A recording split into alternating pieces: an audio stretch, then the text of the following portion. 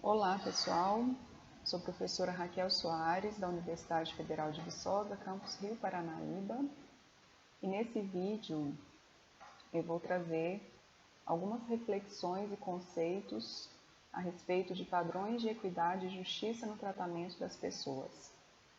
Essa é uma aula do curso de Administração na disciplina de Gestão de Pessoas 2,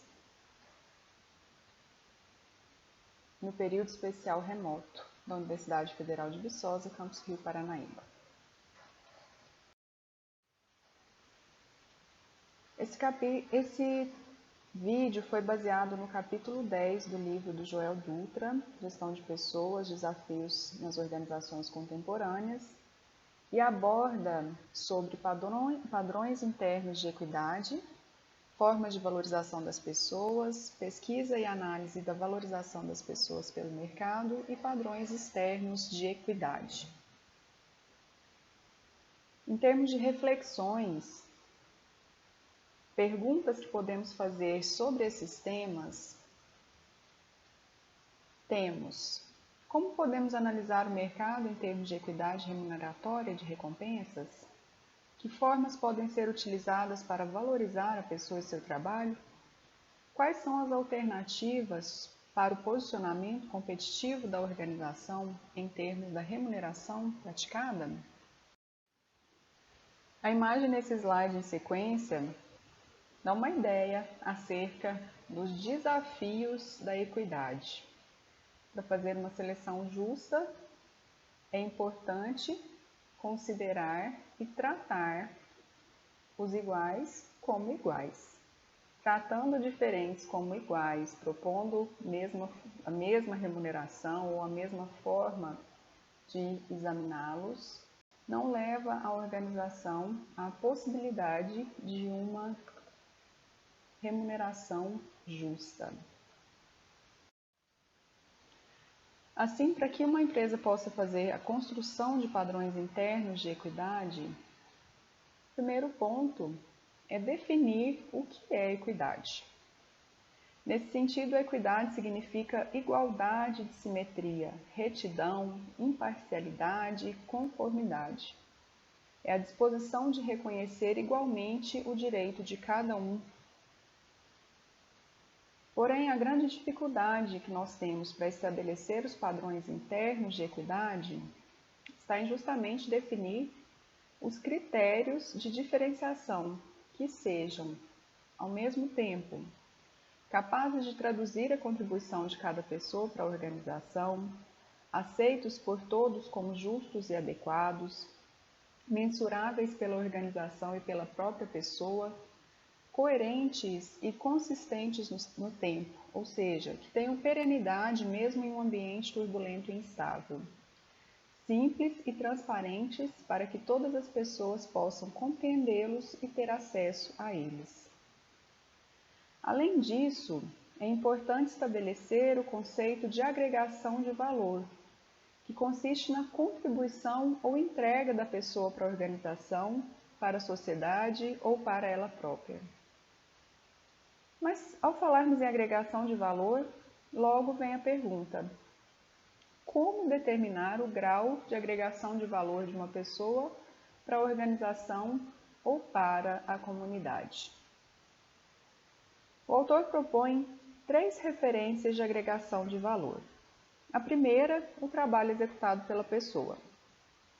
Aqui nós temos o entrelaçamento entre a valorização e o trabalho executado, que ganhou força a partir da administração científica, evoluindo para o uso do cargo como referencial para determinar a agregação de valor das pessoas. A segunda referência de agregação de valor, então, é o próprio cargo. Em decorrência das mudanças constantes de tarefa e da posição das pessoas na organização, o cargo tornou-se volátil, levando as empresas na busca de alternativas para diferenciar as pessoas. Surge então a terceira referência para agregação de valor, que seriam as habilidades das pessoas. Essa ideia partisse do pressuposto de que as pessoas que fossem capacitadas em habilidades necessárias para o seu trabalho teriam diferenciais na agregação de valor. Porém, como nem todas as habilidades geravam necessariamente agregação de valor, essa prática passou a pressionar as organizações. Por fim, nos anos 90, as empresas começaram a buscar outra alternativa para diferenciar a agregação de valor.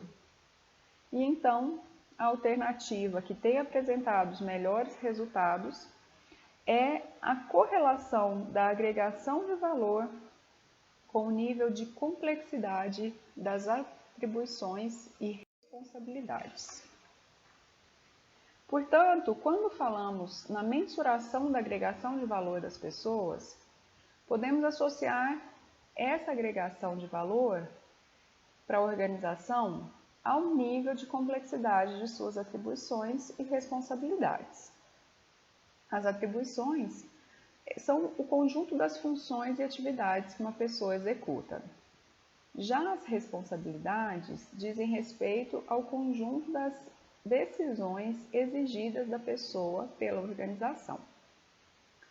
Essas atribuições e responsabilidades caracterizam o espaço que a pessoa ocupa na organização, também chamado de espaço ocupacional. E quanto maior é a complexidade delas, maior é a agregação de valor da pessoa. Dessa forma, podemos medir a agregação de valor através da complexidade.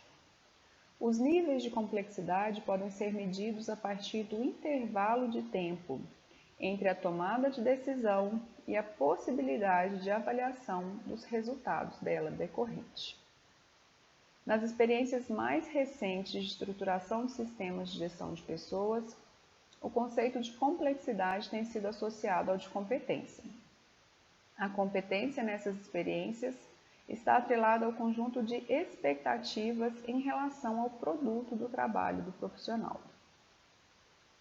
Surgem, assim, novos padrões de valorização que se diferem dos padrões tradicionais. A ideia é enxergarmos a entrega da pessoa e avaliar a complexidade desta entrega.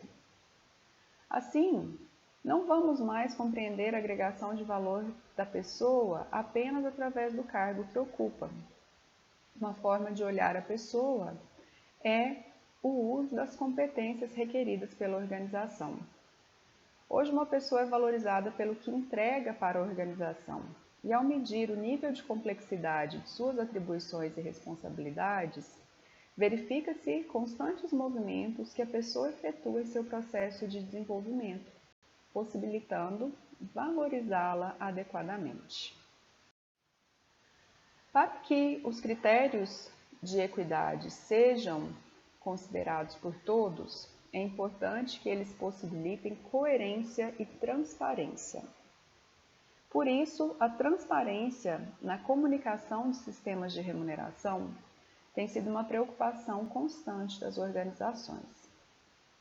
Em 2015, Simões realizou uma pesquisa e, ao abordar sobre a postura das organizações frente à comunicação do sistema de remuneração, este autor constatou que as organizações têm se mostrado mais transparentes na divulgação de informações gerais sobre a estrutura de remuneração e seus critérios de funcionamento, suprindo os gestores com informações sobre a remuneração de suas equipes. Porém, não é comum a disponibilização de informações sobre a remuneração de outras equipes. Também podemos observar, em relação a esses critérios internos, que o nível de transparência nas empresas declina quando se trata de comunicar para o funcionário informações específicas da estrutura remuneratória sobre o próprio profissional, como, por exemplo, sua faixa salarial, ou sobre o cargo que representa seu próximo passo de carreira e, principalmente, sobre a remuneração dos demais cargos da empresa.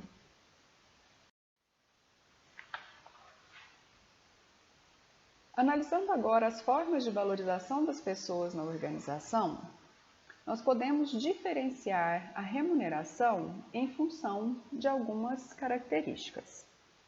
Primeiro, definindo remuneração. Remuneração é a contrapartida econômica ou financeira de um trabalho realizado pela pessoa, sendo a forma mais importante de concretizar a valorização da pessoa pela organização. Embora seja uma forma de recompensa vinda de fora da pessoa, a remuneração tem componentes intrínsecos importantes, internos, como todo processo de valorização. Porque ela traduz, em muitas situações, a importância relativa da pessoa para a organização e seu status profissional para o mercado. A remuneração pode ser dividida nas seguintes categorias em função da forma como se apresenta para a pessoa. Primeiro, remuneração direta, que é o total de dinheiro que a pessoa recebe em contrapartida ao trabalho realizado.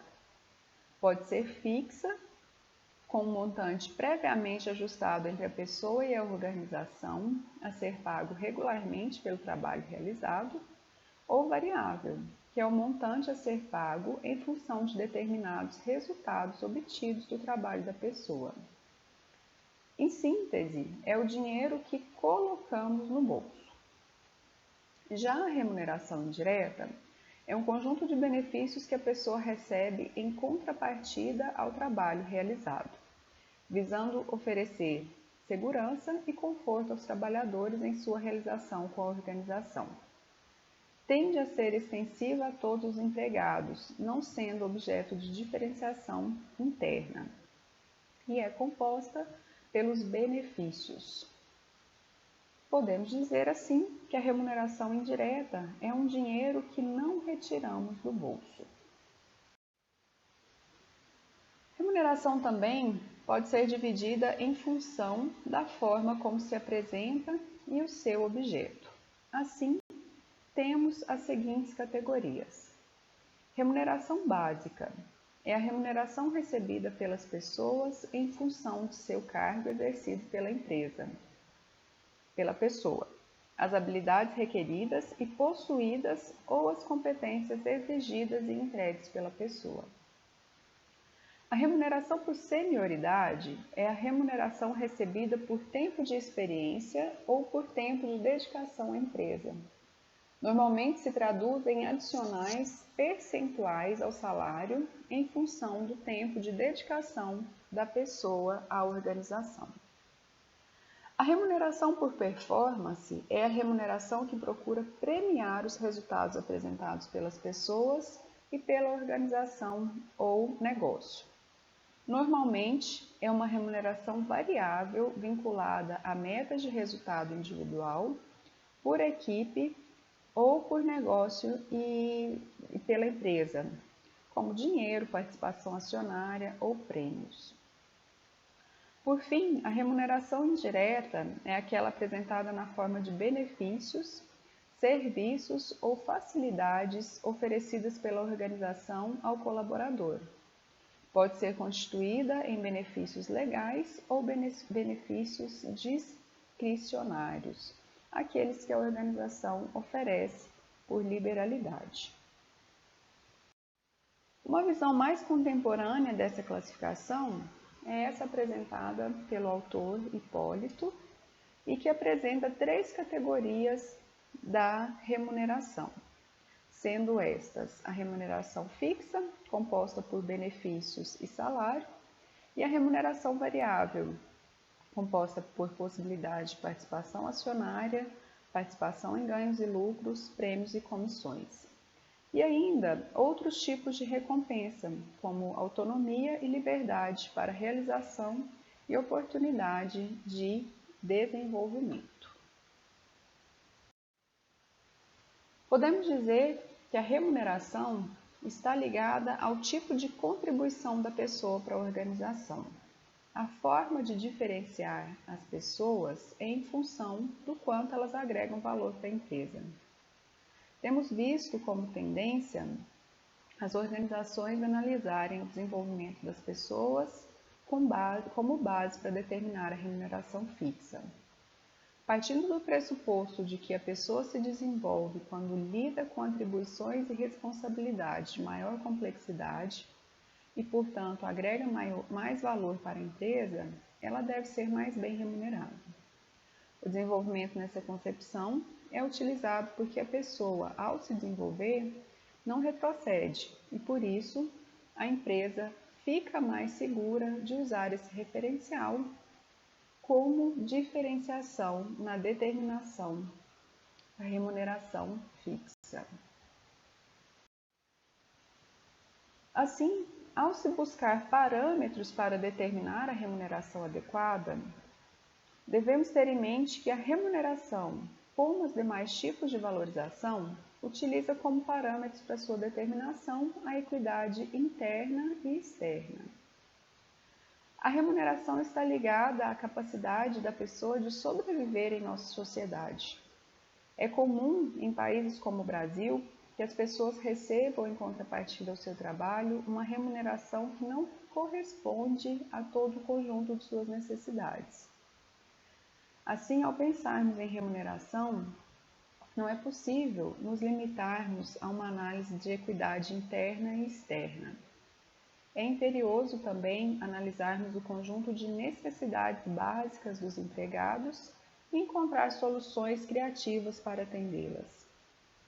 Hoje, temos que adicionar outros elementos, tais como a educação, que é um aspecto essencial para a formação dos empregados, para que eles possam encontrar crescimento da complexidade das organizações no mercado de trabalho, a dignidade, que é um aspecto fundamental para que a pessoa desenvolva sua autoestima e o espírito crítico em relação à sua realidade dentro da sociedade e da organização, e a educação para os filhos. Caso o trabalhador não tenha condições mínimas de sustentar a educação de seus filhos, resultará no longo prazo na reprodução de problemas sociais, com trabalhadores pouco preparados para a complexidade das organizações, refletindo uma grande massa excluída do mercado de trabalho. Assim, a lógica do mercado em relação à remuneração obedece dois critérios. De um lado, temos uma demanda e oferta de trabalho. Quando temos uma grande oferta de mão de obra e uma baixa demanda por trabalhadores, os salários tendem a declinar. E quando, ao contrário, temos uma baixa oferta de mão de obra e uma alta demanda por trabalhadores, os salários tendem a aumentar. De outro lado, temos o nível de agregação de valor das pessoas.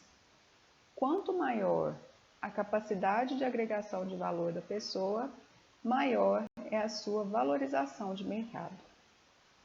Quando adicionamos novos conceitos para a gestão de pessoas, como o de complexidade e o de agregação de valor, podemos perceber outro movimento no mercado de trabalho, da determinação da remuneração, a aceleração de carreira. Quando há grande atividade econômica, as pessoas têm mais oportunidade de desenvolvimento, sendo colocadas com maior frequência em um menor intervalo de tempo em situações desafiadoras, o que faz com que aumente sua capacidade de agregar valor e, portanto, seu valor de mercado. Já em momentos de baixa atividade econômica, as pessoas têm menos oportunidade de desenvolvimento e levam mais tempo para aumentar seus níveis de agregação de valor e, portanto, demoram mais para aumentar o seu valor de mercado. Nós encerramos por aqui esse vídeo com as apresentações gerais a respeito dos padrões internos e externos de equidade e retomamos no vídeo a seguir a respeito de pesquisas de mercado sobre remuneração. Obrigada e até o próximo vídeo.